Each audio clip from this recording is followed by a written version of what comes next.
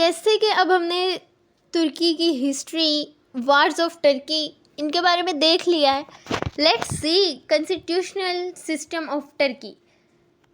ترکی کا constitutional system ایک لمبی تاریخ کا حامل ہے جو سلطنت عثمانیہ کے زوال اور جمہوریہ ترکی کے قیام سے لے کر آج تک کئی اہم تبدیلیوں سے گزرا ہے. ترکی کا آئینی سفر 19ویں صدی کے آخری حصے سے شروع ہوتا ہے اور اس میں بادشاہت، جمہوریت، فوجی مداخلت اور سیکولرزم کے اہم مراحل شامل ہیں. سب سے پہلے سلطنت عثمانیہ اور ابتدائی آئینی اصلاحات کی بات کرتے ہیں. سلطنت عثمانیہ کے دور میں ترکی کا سیاسی نظام ایک مطلق العنان بادشاہت پر مبنی تھا جہاں سلطان کو مکمل اختیارات حاصل تھے. 19ویں صدی میں عثمانی سلطنت نے مغربی طاقتوں کے دباؤ اور داخلی بغاوتوں کے پیش نظر کچھ آئینی اصلاحات کی. 1876 میں پہلی بار ایک آئین متعارف کروایا گیا جسے آئین میثاق ملت کہا گیا. اس آئین کے تحت ایک محدود پارلیمنٹ کا قیام ہوا، لیکن سلطان عبدالحمید دوم نے جلد ہی اسے معطل کر دیا اور دوبارہ مطلق العنان حکومت قائم کی گئی. ترکی کی جنگ آزادی اور جمہوریہ ترکی کے قیام کے بارے میں اگر بات کی جائے، جو کہ 1923 کا کانسٹیٹیوشنل سسٹم ہے. پہلی جنگ عظیم کے بعد 1923 میں مصطفیٰ کمال اتاتürk ترکی قیادت میں جنگ آزادی کے نتیجے میں عثمانی سلطنت کا خاتمہ ہوا اور جدید جمہوریہ ترکی کی بنیاد رکھی گئی. اتاتürk نے ترکی کو ایک جدید، سیکولر اور قومی ریاست بنانے کے لیے کئی آئینی اور قانونی اصلاحات کی. 1924 میں پہلا باقاعدہ ترک آئین منظور کیا گیا جس نے ملک کو ایک جمہوری ریاست قرار دیا. اس آئین کے تحت پارلیمانی نظام حکومت متعارف کروایا گیا اور مذہب کو ریاستی معاملات سے الگ کر دیا گیا. تیسرا، آئینی ترامیم اور فوجی مداخلتیں. اگر ان کے بارے میں بات کی جائے تو ترکی کی تاریخ میں فوج نے کئی بار آئین میں مداخلت کی ہے. 1960، 1971، 1980 اور 1997 میں فوجی بغاوتیں ہوئیں جنہوں نے ترکی کے کانسٹیٹیوشنل سسٹم میں خلل ڈالا. ہر فوجی بغاوت کے بعد ایک نیا آئین یا آئینی ترمیم متعارف کروائی گئی تاکہ فوج کے اثر و رسوخ کو قائم رکھا جا سکے. 1982 میں فوجی بغاوت کے بعد ایک نیا آئین متعارف کیا گیا جو آج بھی نافذ العمل ہے. اس آئین نے صدر کے اختیارات کو بڑھایا اور فوج کو سیاسی معاملات میں ایک اہم کردار دیا. اس آئین کی بہت سی شقیں بعد میں مختلف حکومتوں کی جانب سے اصلاحات کے ذریعے تبدیل کی گئیں تاکہ جمہوریت کو مضبوط بنایا جا سکے. چوتھے کانسٹیٹیوشنل سسٹم کے بارے میں بات کریں تو 2000 کے بعد کی اصلاحات. 2000 کے بعد ترکی میں کئی آئینی اصلاحات کی گئیں، خاص طور پر جب رجب طیب اردگان کی قیادت میں AK پارٹی اقتدار میں آئی. ان اصلاحات کا مقصد ترکی کی یورپی یونین کے ساتھ الحاق کے عمل کو آگے بڑھانا اور جمہوری اداروں کو مضبوط کرنا تھا. 2010 کی دہائی میں اردگان حکومت نے آئین میں اہم تبدیلیاں کی جن میں 2017 کا ریفرینڈم خاص طور پر اہم ہے. اس ریفرینڈم کے نتیجے میں ترکی کا نظام پارلیمانی جمہوریت سے صدارتی نظام میں تبدیل ہو گیا جس نے صدر کے اختیارات کو نمایاں طور پر بڑھا دیا.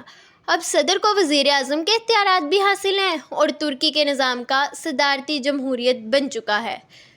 موجودہ دور کا آئینی نظام یعنی کرنٹ کانسٹیٹیوشنل سسٹم. آج ترکی ایک صدارتی جمہوریت ہے جہاں صدر کو وسیع اختیارات حاصل ہیں. ترکی کی پارلیمنٹ گرینڈ نیشنل اسمبلی قانون سازی کا کام کرتی ہے، لیکن صدر کو قانون سازی میں اہم کردار حاصل ہے. صدر ملکی اور انٹرنیشنل پالیسیز میں کلیدی حیثیت رکھتے ہیں اور انہیں فوج پر بھی کنٹرول حاصل ہے.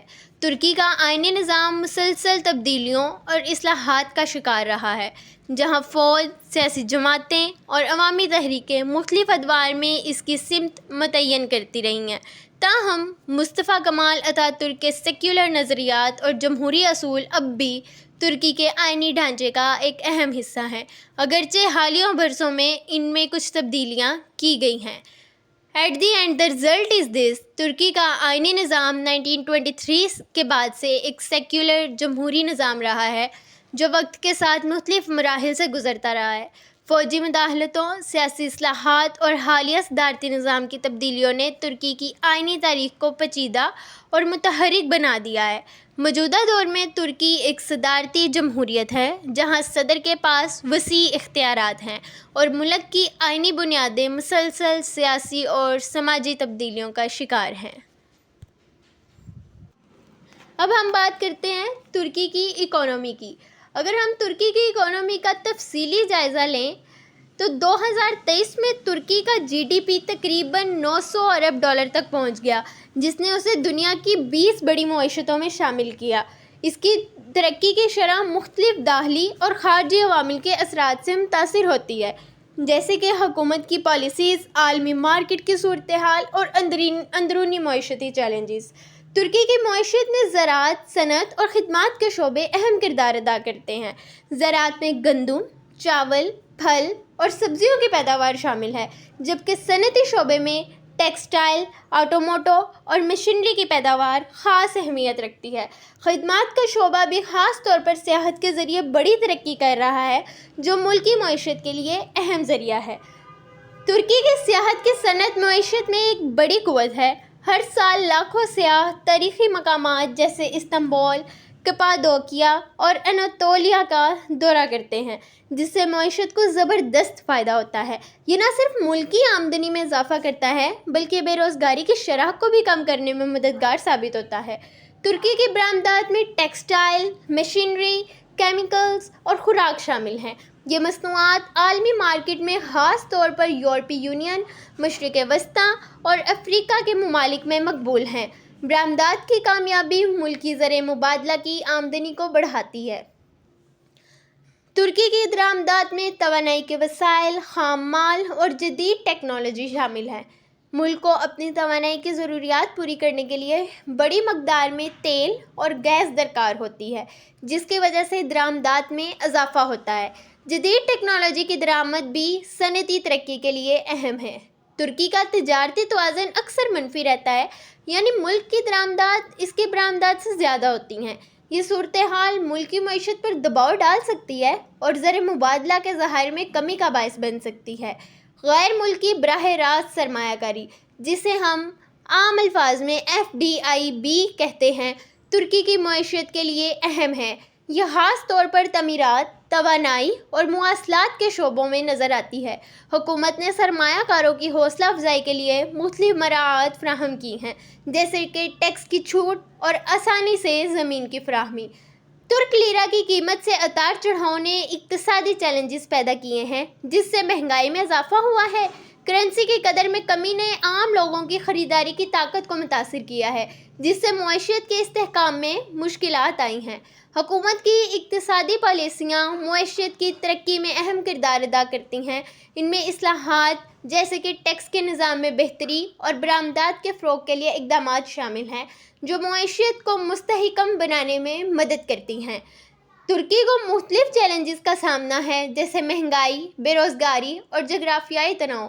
یہ مسائل حکومت کے لیے ایک چیلنج ہیں اور ان کے مؤثر حل کے بغیر معیشت کی ترقی کا عمل متاثر ہو سکتا ہے۔